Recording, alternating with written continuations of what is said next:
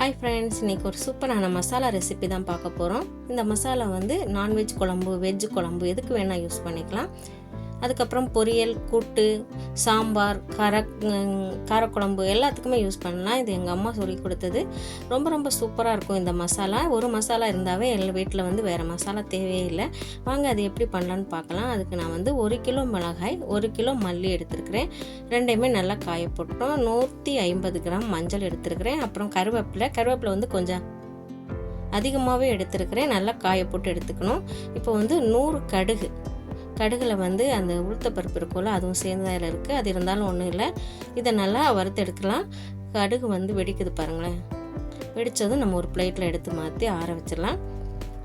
அடுத்து நம்ம வறுக்க வேண்டியது வெந்தயம். 100 கிராம் வெந்தயத்தையும் வறுத்துடலாம். இது வந்து கோல்டன் கலரில் வரணும். நல்லா சூப்பராக வறுந்துச்சுன்னா நல்லா மனம் வரும் பாருங்கள். கறியை விடாமல் மீடியம் தீயில் வச்சு பண்ணிக்கணும். இப்போ நம்ம அதையும் வறுத்து எடுத்தாச்சு. இதையும் ஆற வச்சுக்கலாம். அடுத்து ஜீரகம் வந்து ஒரு 200 கிராம் எடுத்துருக்கிறேன். இந்த ஜீரகத்தையும் லைட்டாக வறுத்து ஆற வச்சிடலாம். ஜீரகமும் கடுகு மாதிரி வெடிக்கிற சவுண்ட் வரும். அப்போ நம்ம எடுத்துடலாம். அடுத்து எடுத்துக்கிறது வந்து மிளகு வந்து ஒரு 150 கிராம். உங்களுக்கு காரம் கம்மியாக வேணும்னா நீங்கள் வந்து இதை கொஞ்சம் குறைச்சிக்கலாம். இதையும் லைட்டாக வறுத்து எடுத்துட்டேன். அடுத்து நம்ம கருவேப்பிலை தான் வறுக்க போகிறோம். ஆல்ரெடி நல்லா காயப்போட்டு வச்சுருக்கிறேன். இருந்தாலும் கொஞ்சம் வறுத்தோன்னா நம்ம கையில் வச்சு கசக்கும் போது நல்லா அப்படியே உடஞ்சி வரும். அந்த அளவுக்கு வறுத்து எடுக்கணும். பார்த்திங்களா, உடஞ்சி வருதா? இந்த மாதிரி தான் வரணும். கருவேப்பிலை நல்லா முறுமுறுன்னு இருக்கணும். இப்போ கருவேப்பிலையும் நல்லா வறுத்து எடுத்தாச்சு. இதையும் ஆற வச்சிடலாம். அடுத்து நம்ம சாம்பாருக்கு போடுற துவரம் பருப்பு தான். இது ஒரு 100 கிராம் எடுத்துருக்கிறேன். அதையும் நல்லா வறுத்து எடுத்துடணும். எல்லாமே வந்து மீடியம் ஃப்ளேமில் வச்சு பண்ணணும். அப்போ தான் வந்து கரியாமல் வரும். அடுத்து ஒரு 150 கிராம் அரிசி, சாப்பாட்டுக்கு யூஸ் பண்ணுவோம்ல அந்த அரிசி, அதையும் வந்து நல்லா வறுத்து எடுத்துடலாம். கரியக்கூடாது. கலர் மட்டும் கொஞ்சம் கோல்டன் கலரில் வர மாதிரி எடுத்துக்கலாம். நல்ல மணமாக இருக்கும் அப்போ தான். இப்போ அதையும் வறுத்து எடுத்தாச்சு. இவ்வளோ தான் வறுத்து எடுக்க வேண்டிய பொருட்கள். எல்லாத்தையும் கொஞ்சம் ஆற வச்சு எடுத்து வைக்க வேண்டியது தான். இப்போ நம்ம மிளகாயை வந்து நான் கொஞ்சமாக காம்பு கிள்ளி எடுத்துருக்கிறேன். கொஞ்சம் காம்போடு இருக்குது.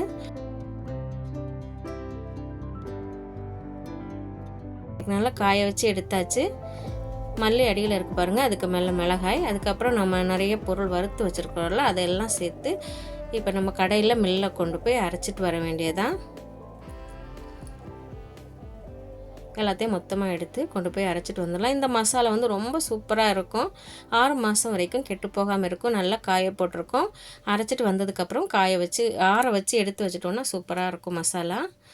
இதான் நம்ம வந்து வறுத்து எடுத்தோம்ல அந்த பொருள் எல்லாமே சீக்கிரமாக நமத்து போகாமல் இருக்கிறதுக்காக ஒரு கவரில் போட்டு கட்டி வச்சுருந்தேன். மத்தியானமாக எல்லாமே ரெடி பண்ணிவிட்டேன். ஒரு கொஞ்ச நேரம் கழித்து தான் அரைக்கிறதுக்காக கொண்டு போனாங்க. அதனால தான் கவரில் கட்டி வச்சேன். இப்போ எல்லாமே மொத்தமாக ஒன்றா சேர்த்து கொடுத்து விட்டுடலாம். நீங்கள் வந்து நான்வெஜ் சமைக்கிறீங்கன்னா இந்த மசாலா கூட பெருஞ்சீரகம், அப்புறம் கரம் மசாலா இவ்வளவு எடுத்தால் போதும். நான்வெஜ் சமைச்சிக்கலாம். அப்புறம் வந்து வெஜ் குழம்பு பண்ணலாம், சாம்பார் எல்லாத்துக்குமே இது எடுக்கலாம். சாம்பாருக்கு பெருங்காயத்தூள் இது கூட எடுத்தால் போதும். ரொம்ப சூப்பராக இருக்கும். இந்த ஒரு மசாலாவுமே நம்ம வீட்டில் போதும். சூப்பராக வீடே மணக்கிற அளவுக்கு எல்லா குழம்புமே பண்ணலாம். கண்டிப்பாக இதை ட்ரை பண்ணி பாருங்கள்.